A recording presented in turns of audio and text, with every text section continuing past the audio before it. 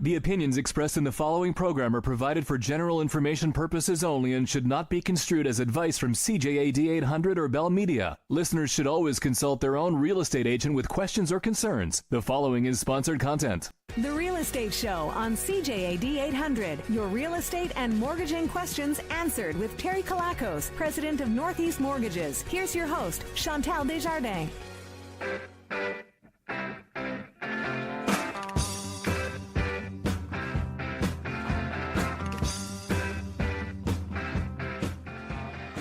Happy New Year, everyone. Welcome back. Hope you had a great one. It is cold outside. It is definitely feeling like minus 5,000 degrees, but it is nice and warm in the CJAD studios. CJAD's The Real Estate Show. I'm Chantal Desjardins. I am joined, as always, by my friend and colleague, Terry Kalakos, president of Northeast Mortgages and chartered mortgage broker. How you doing, Terry? I am awesome. Sorry, I'm a little far from my mic. Give me a sec. I'm good. I was setting up the Facebook Live. I did notice that. I'm good. That was good. You had a good. It's been a while. Does it feel like it's been a while? It's at least since last year. At least it's been since last year. Yeah. Yeah. You look good. I hear you started a new diet. I did. Yeah. A few hours ago. It was definitely. He's like, I feel good. I cut out carbs. How long's it been? Yesterday. That's right. So that's good.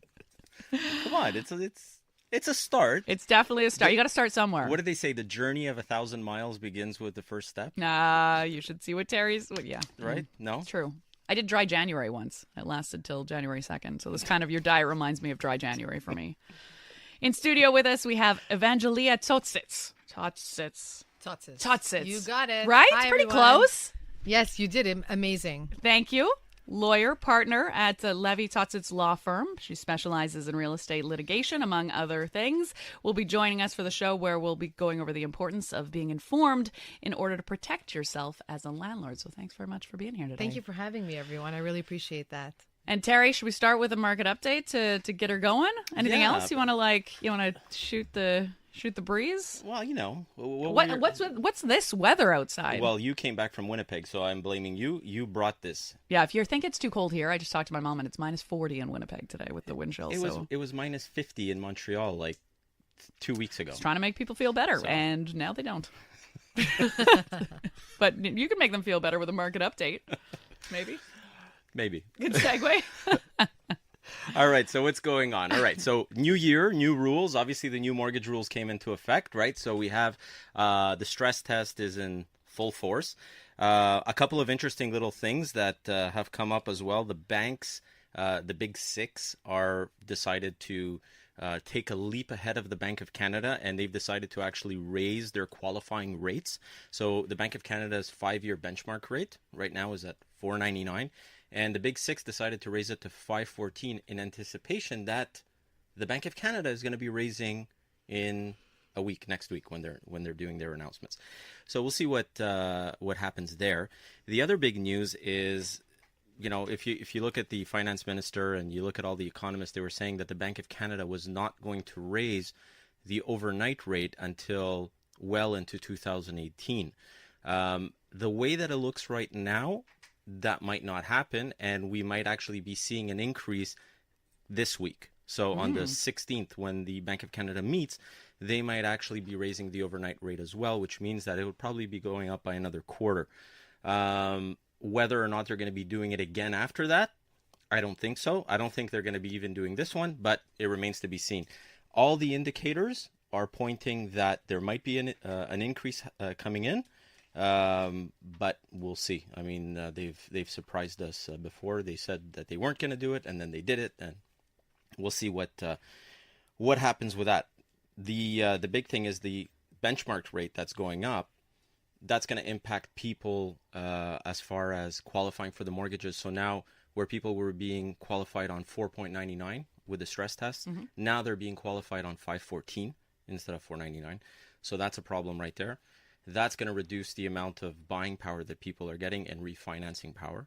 The other thing that's going to happen is penalties are going to go up, because don't forget that the banks, when they calculate a penalty, especially the big six, when you're looking at the virtuals, I mean, we've talked about this before. We've said how the virtuals calculate penalties very differently than how the big banks calculate them.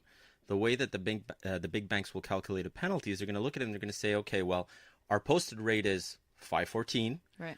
But you're such a good client, we're going to give you a rate of 314. So that difference between those two rates is your penalty. And it hits people hard. And the difference between going with a virtual, for example, and going with one of the big could be significant. I had a call with a client in December who 3 years ago didn't take my advice. And he decided to go with a bank, one of the big six. And he, you know, when he originally set up the mortgage, I said to him, I don't suggest you do this. I suggest you go with a virtual lender. He decided to go with his own bank. He called me to tell me that he had to sell his house, and his penalty that the bank was charging him was $21,000. Wow. Versus the penalty that he would have paid had he gone with one of our lenders would have been about $3,000. Moral of the story, always listen to Terry. Exactly. Say that to my wife. She's sitting right here. And she's ignoring you. I know she is. Wow, but that is a huge It's massive. difference. It's massive. It's not even, it's crazy. I don't know how they get away with it. But what made him decide to go with the bank in the first place then? Did he He was already there, he was loyal. Well, what was happening is, I mean, he had come to me for advice, and he had gone to see the banker, and the banker basically told him, no, don't listen to the broker. Right, All of the course. banks calculate penalties the same way, blah, blah, blah, blah, blah. He listened to the banker. $20,000 later. Wow. Yeah. Craziness. So that's that. That's that. Yeah. That's pretty much it for the news. All For right. the market update. I liked it. It was a good update. Now, why did you decide the information we'll be discussing on the show so important today? Well, there's a couple of things, right? I mean, right now we're at the beginning of the year, so this is where landlords have to do their rental increases. And, you know, if there's going to be evictions, typically this is when they start to plan for them. And, you know, we do live in Quebec, and people tend to move in July, right? July 1st? July That's it? 1st. That's Everybody. July 1st. I had Yeah. never heard of this before coming from out west. Nowhere else in Canada it's did ridiculous. they do this. As far as I'm concerned, I mean, maybe it's because it's so cold here, so we need like a We warm need to do day. it. But whatever. We should anyways. all just buy a rental truck. Yeah. You know, for the moving trucks. We That's should it. buy a company so that we can, I agree. you know, cash in on this. Sounds good to me. All right, start it up. Well, in the plateau, we'll move you with a bike. No, there's not. Yeah, there is. You're making that No, up. I'm- How do you I'm- move somebody with a bicycle? They have a trailer, and they move people on bicycles. Soon Uber will be moving us. Yeah, that's right. Exactly. Hey, that's good. Yeah. Uber moves. Uber- Oh, Right, Uber moves. get that. Yeah, URL. We just trademarked that. That's right. All right. So, yeah, what ends up happening is, right, so, you know, we have to prepare for it. So this is a good thing. And people have to remember, before I became a mortgage broker, before I got into the real estate game, I was a real estate investor myself. And I've made a lot of mistakes over the Right. years. And I think that it's important for people to learn, you know, and this is why we have a great lawyer here who's going to be able to educate us a little We bit, right? sure do. And when we come back from the break, Evangelina Totsitz, lawyer and partner at Lavi Totsitz Law Firm, is going to explain to us everything basically you need to know. A lot of landlords end up in court. You know, tenants, they're not informed of the rights. You'll tell us everything we need to know, right? I will do my very best. And for now, let's take a look at the roads. Northeast Mortgages presents The Real Estate Show with Chantal Desjardins and Terry Kalakos, live online and on CJAD 800.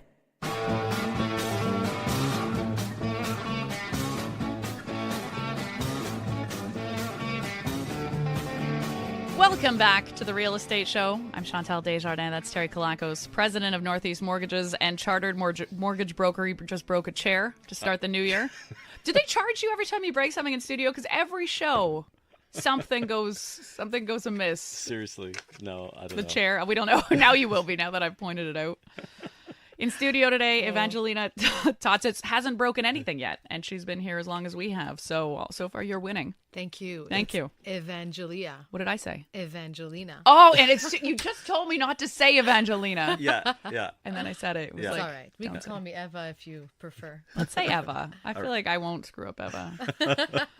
Eva, we're happy to have you on the show. I want to ask you, do you find a lot of landlords end up in court with tenants because they're not properly informed of their rights, and obligations? And is that something that you see a lot? We tend to see it usually in the beginning of the year, so I can answer yes to that question.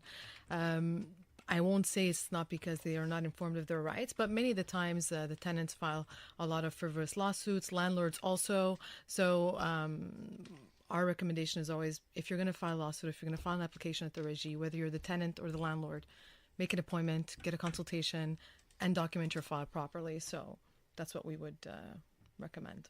And then Terry, you're a landlord. Some advice that you would give the landlords out there.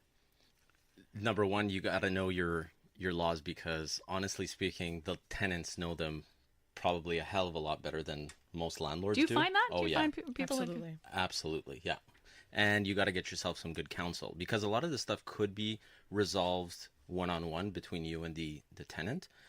Most of the time, or not most of the time, a lot of the time, you will need someone good there to represent you, whether it be in the rental board or anything else. I don't want to make it sound like being a landlord is a horrible thing. It's actually wonderful.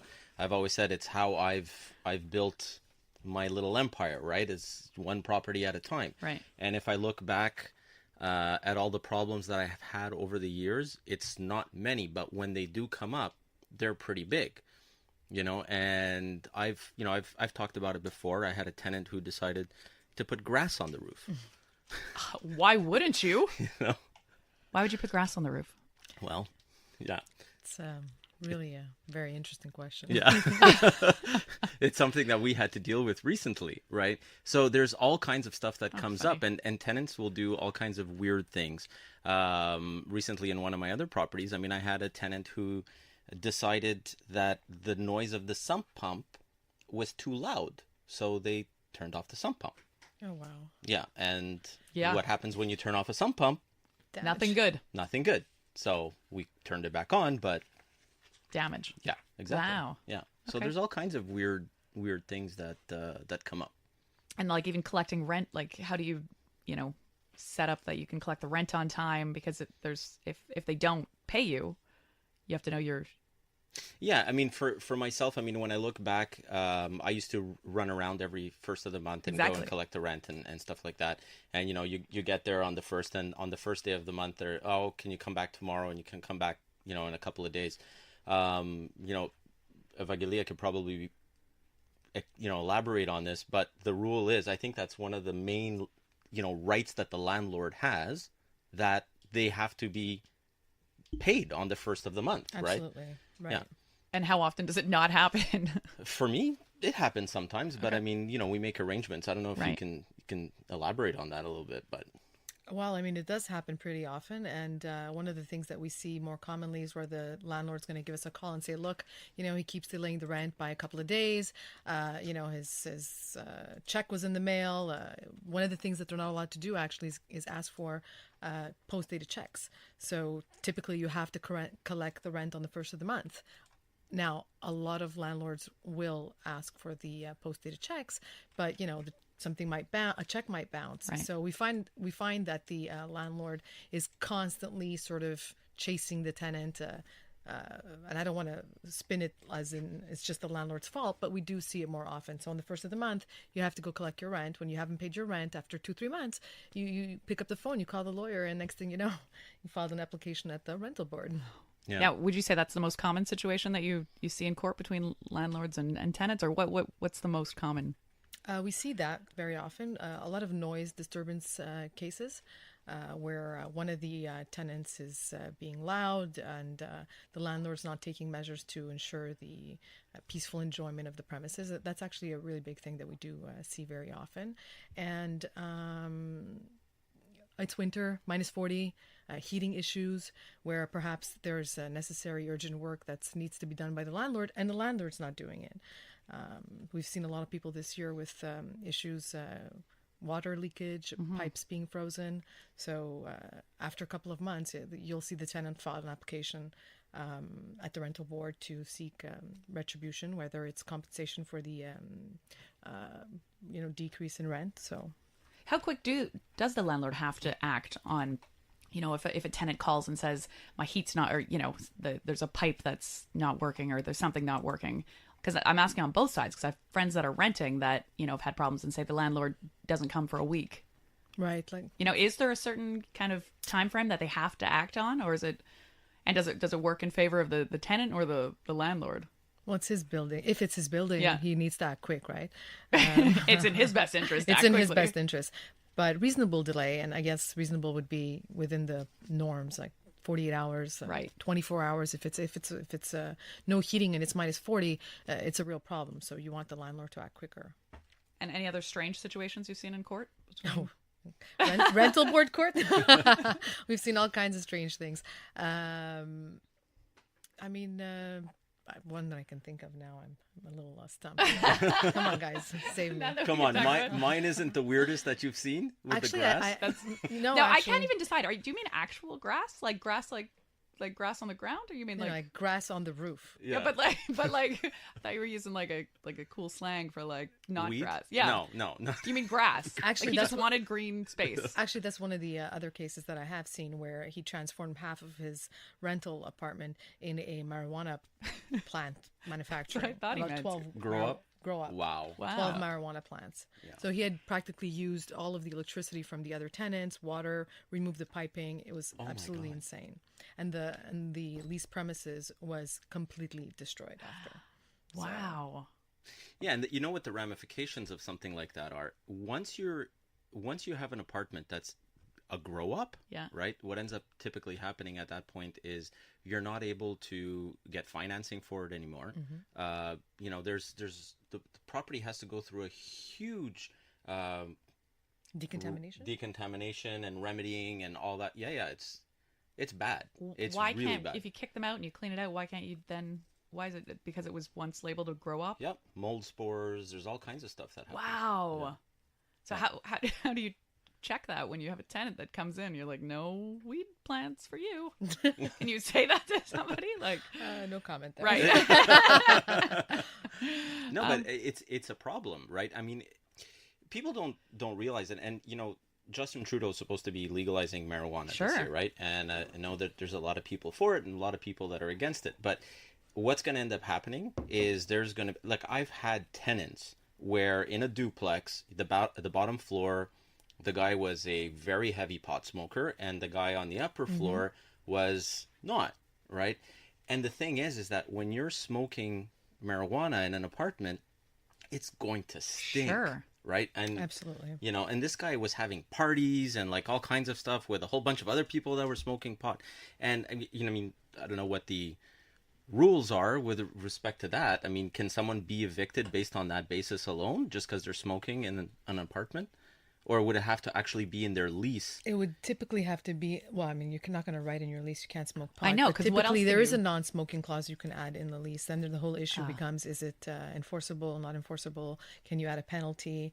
I've been to the rental board where my client had put in his lease that, wasn't allowed to smoke in the premises. And when he cleaned up the apartment after the lease was terminated, the entire apartment was infused with smoke. Even it was furnished, so even the furniture was reeking of smoke. So he filed a claim after for damages, and we were successful in getting back the damages. Oh, for that's him.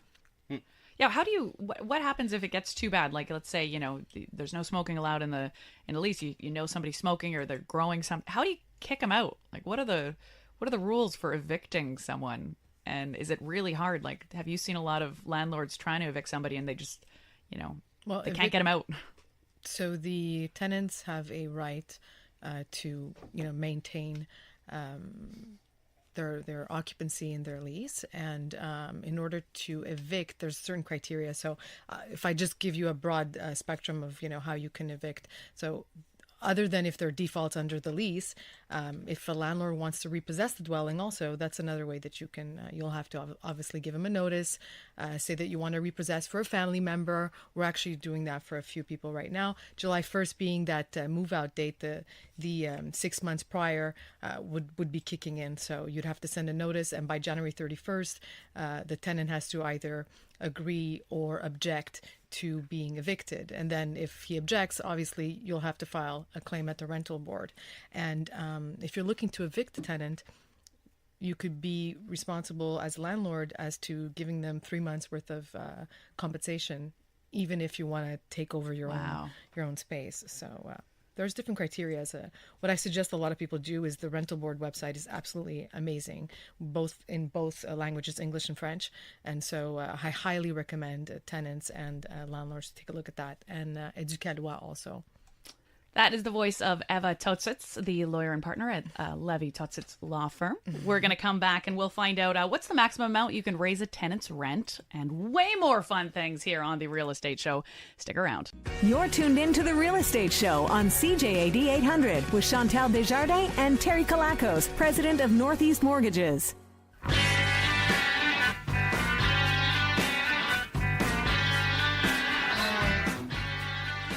Welcome back to CJD's The Real Estate Show. I'm Chantal Desjardins, and that is Terry Kalakos, president of Northeast Mortgages and chartered mortgage broker. You can reach them anytime at 514-680-4674, or you can reach us right now if you have a question.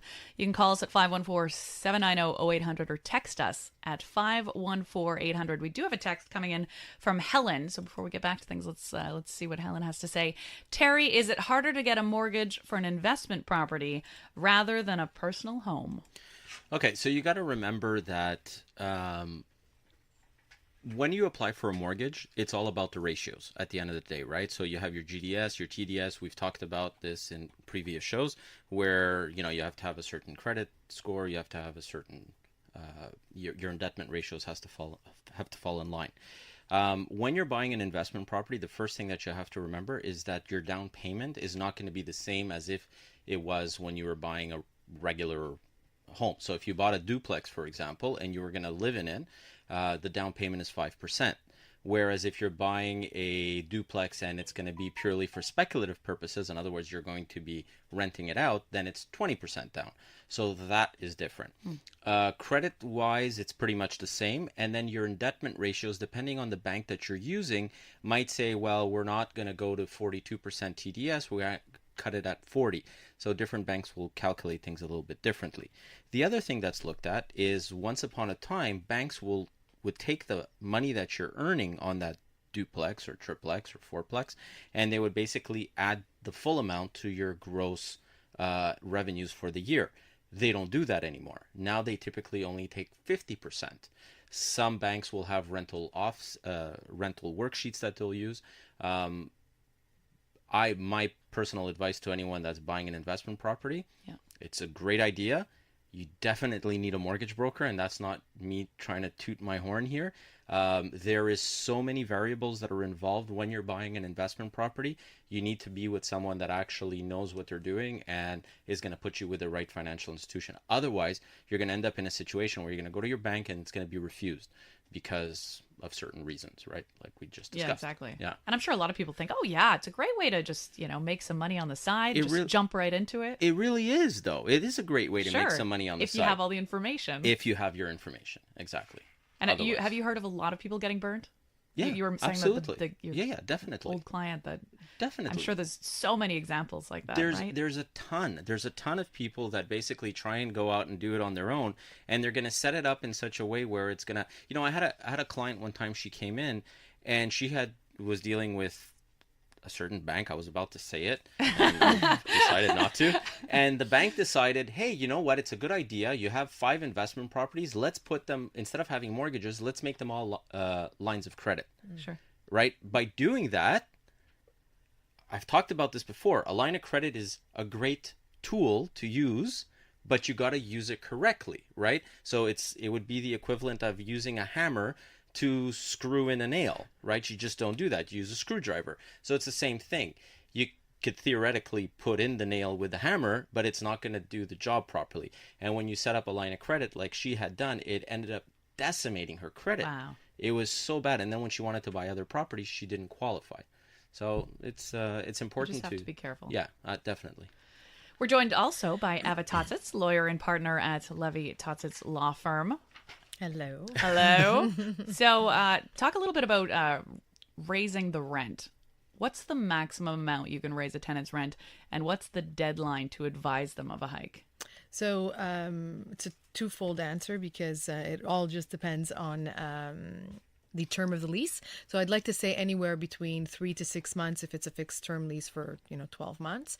And in Quebec, the landlord's actually able to use the rental board website in order to give him a guideline, because he can increase the rent technically as much as he wants, but there is criteria, and every year in January the rental board takes out a chart, and it's based on operating costs, if you've done any major work, any renovation. So ideally you'd go on the rental board website, you'd put in all the information and give you the maximum allowable rental increase that the landlord can do. So, and now some of the crazier stories, like I'm sure you guys both, like, can you tell us some of the crazy stories that you've seen in court? Well, I mean, I guess some of the ones that you've had to represent, but like I'm sure there's just so many stories out there between landlords and tenants. Like I had a friend that owned a building and he had to evict him in jail because he was running through the halls with a sword. And this is just one example. So what do you mean he had to evict him in jail? The guy was arrested, and he went to jail. This is back in Manitoba, but okay. He had to go to jail to serve the eviction notice because he was arrested for running through the hallways with a sword. Okay. And that's just one story, and I don't deal with this all the time, so I'm sure like all my stories revolve around marijuana grow up for some bizarre reason, and all of them. Everything that I've ever heard, like there was a client that came into our office recently. He wanted a mortgage for a very large building, and he explained to me that his property manager had okayed for someone to grow pot in a unit. He had okayed it. He was like, yeah. Why would you ever okay it? Property manager was taking cuts on the... Probably. Is and that I a was thing? like, so every crazy story I know revolves around that, including my original building that I had, which I still have in Hochelaga. Right next door to my building, there was a certain group of people that lived there, which I was about to say the name again. And they had decided to cut out the floor in the kitchen, like completely, and grow pot. Wow. Insane. Wow. Just Why mental. would you cut out the floor? Why wouldn't you just grow it on top of the floor? I guess they wanted like height. Who knows? I don't know. I don't understand like the logic behind that either. And I guess when it gets to be legal here, it's not going to be... You still can't do that. You still can't grow. You still can't grow it yourself, right? I don't know. Unless you own the building yourself, and one of the things that we see very often also is because you touched upon a little bit of violence. Domestic violence. We do a lot of family law as well, and one of the cases that you can resiliate a lease is if you're a victim of domestic violence. So that's something that we end up doing a lot of. We end up resiliating the lease, let's say, for if we represent the husband or the wife who's been a victim of domestic abuse, and then we would also at the same time file proceedings in superior court. So that's one thing. And another thing that's I'm sure everyone is aware of, Airbnb. It's huge. I must have received at least 20 calls last year about landlords who owned premises, and they were being leased to an individual who's then putting it on Airbnb, and next thing you know, his apartment's on Kijiji. So that's a really, really big problem, and it's very complicated to actually have them evicted, because you have to prove that it was illegal to do the Airbnb. You need proof that they're renting the premises as an Airbnb. And in some of the condo complexes downtown, it's illegal. It's based on the co-op agreement. Word can't come to mind. I'd actually love to condo talk a little agreement, bit more about that after we check on the roads, because a lot of people have asked me before about what the rules are, and I was like, well, let me talk to my friend Terry Kalakos, and now they're listening to the Real Estate Show, and maybe we'll quickly touch on that after the break. But right Definitely. now, The Real Estate Show on CJAD 800. Your real estate and mortgaging questions answered with Terry Kalakos, president of Northeast Mortgages. Here's your host, Chantal Desjardins. welcome back, everybody. Joined by Terry Kalakos, president of Northeast Mortgages and chartered mortgage broker, as well as Ava Totsitz, lawyer and partner at Levy Law Firm. I am trying here. Why do you keep making fun of the way I say That's what happens Totsitz? when you get like someone from Winnipeg to talk Greek. As long as you don't call me Ava No, I Totsitz. will not say Ava. We have a caller coming in right now, Bassam in Montreal. Hello, Bassam. Hey, Yes, Bassam. hello. How are you? Good, good. Hi. How are you guys doing? Excellent. What kind of Good. I question? have a question for Terry. Terry, we own our own house right now. It's pretty much paid off, and we're planning to build a home, buy a piece of land, and build a home somewhere else. Okay. And we're looking at two options that I'd like to kind of give me your opinion about what's involved with one of them. Obviously, the first option is to sell our house, get our money out of it, and use it to build a new house. Right.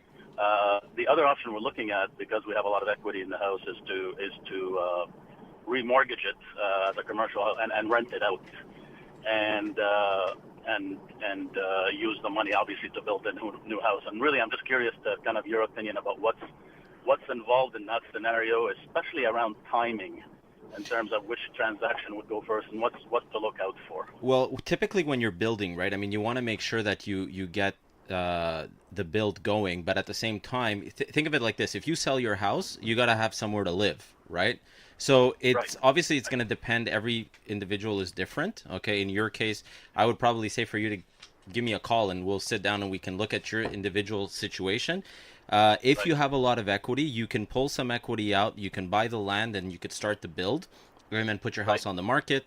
You can also sell your house and then tell the people that that are going to be buying your house to basically hold off on moving into the house, so you can even rent your house for a certain number of months. There's a lot of different options.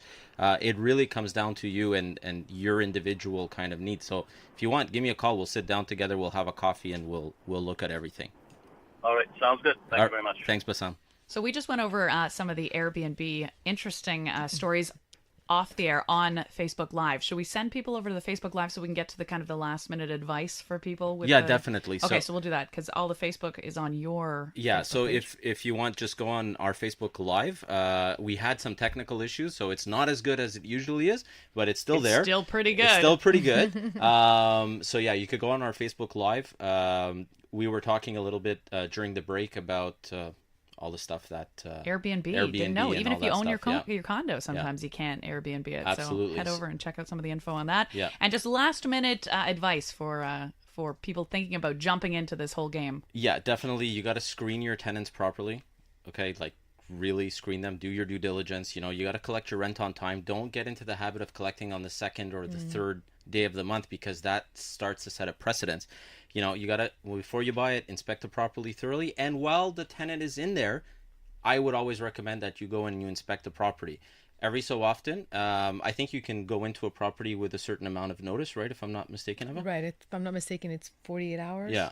You give them 48 hours. I need to come and check something. Just go take a quick look around. Definitely go on the roof to make sure no one's growing grass. Any grass or grass. Yeah, that's it. In-ground pool on the roof. Yeah, that's it. And, sorry, just got a text. This is really funny. I have to say it. One bad story I saw, there is a guy I knew who removed the wall in the apartment and closets for his snake pet.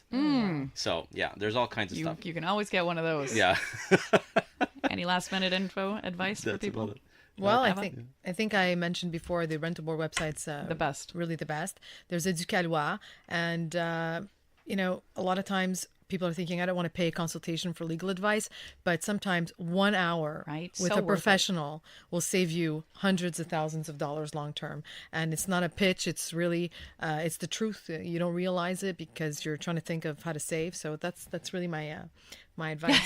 Give me a call. And actually, we got a text from Alan. Great show. May I have the name and telephone number of your legal guest regarding rentals, etc. Thank you. Good. So, Thank you. Eva, if you want to give your information. Sure. It's Levy Tsotzis Attorneys at 1440 St. Catherine Street West, Suite 210, Montreal, Quebec. And there's myself and my partner, Mate Raphael Levy. He's a veteran litigator, so I highly recommend you give us both a call if you need anything. Great. Thanks so much for being here. Thanks. And Terry, now you have some sad news to share with listeners. Yeah.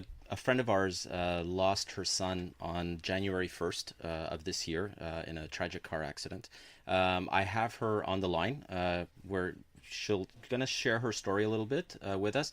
She has started a GoFundMe campaign so that she can help other deserving people in the culinary arts to be able to get into it. Anyways, she can explain a lot better than I can. I would greatly appreciate for people to support her. And again, you can find her GoFundMe information within my Facebook page, and I encourage everyone to do that. So I think we have Virginia on the phone. Virginia, you there? Yes, I am. Hi, Virginia. Hi. Thank you for allowing me to talk on your show. Absolutely. And just to let you know, I am a CJAD avid listener. Excellent. I am. Okay, so what happened was on New Year's Day, my son and his girlfriend were on their way to Nova Scotia. A vehicle on the Highway 185 driving in the opposite direction crossed into the oncoming lane, causing a fatal accident. My son was instantly killed through no fault of his own. Robert, that's my son, was a good driver and took driving seriously. He never texted, never consumed alcohol, never took drugs, and always kept to the speed limit. The day of the accident, he was only doing 90 kilometers per hour and was actually following the car in front of him. The car managed to avoid the oncoming car, but not Robert. His car took the full blow of the accident. He died instantly, and the coroner said he never felt any pain. It took them 5 hours to get him out of that car. The people in the other 3 cars, as well as his girlfriend, only had minor injuries. They told us that they could not use any of his organs as his body was so shattered that they could not repair him for a viewing at the funeral home, and that they needed just to cremate him. I want everyone listening to CJAD, please be careful on the roads. Why rush? A boss once told me that if you're late by 1 minute or by 30 minutes, you are still late. So take your time. Get to work in one piece and not stress. Remember, take into account that you're not the only person on the road and that you have to be completely alert and to know your surroundings, always glancing in the side mirrors, the rear view mirrors, the front and side of the car. Thank you to Robert's teachers at the Pearson School of Culinary Arts for teaching him and having the patience. I want to thank everyone that hired Robert as a line cook, a sous chef, or a cook. And I'm so grateful to you for taking the time to get to know my son. The world has lost a person who was selfless, empathetic, kind, and generous. I don't want my son's death to be just another road statistic. I want to relay this message to all the parents, to hug, kiss your children, tell them you love them as they are precious. And I can tell you that from experience, that your loved one can be taken from you in an instant. I also want to mention that my sister has started the GoFundMe, and it's on Terry's Facebook. And they're for the struggling students that can't afford the tuition to go to this Lester B. Pearson School of Professional Cooking, Culinary Arts in LaSalle. This course has actually helped me get through this hard time in my life, knowing that my son's passion can live on through others. Robert Matthew Sobel, you are loved and will always be loved by your 2 sisters, your father, your mother, your girlfriend. Thank you. Thank you, Virginia. So thank you very much for letting me say that online. Absolutely. And if you think I'm strong, trust me, I am not. Yeah, I was just thinking, you sound so strong right now. Like Sincere condolences for your loss. So yeah, I just a mother's worst nightmare. That's all I can tell you. Absolutely. Or a parent's worst nightmare. Yeah. I just posted it again on our Facebook page. So if anybody wants to go on there, by all means, I mean, they can. Otherwise, you can, if you go on GoFundMe.com, you'll be able to also find it if you type Robert Sobel. Robert Sobel, S-O-B-O-L. Thank you so much. I'm going to share it also on our website, and I'll have our social media team and Sweet Media do a little bit of sharing. Maybe that can help get you more funds. Excellent. Thanks you, so Virginia. Much. Thanks for joining us. Thank you. Somber note to end the show, but yeah. I mean, it just makes you think. Absolutely. You know, so short. Next week on the show, Alan D'Souza is going to be on.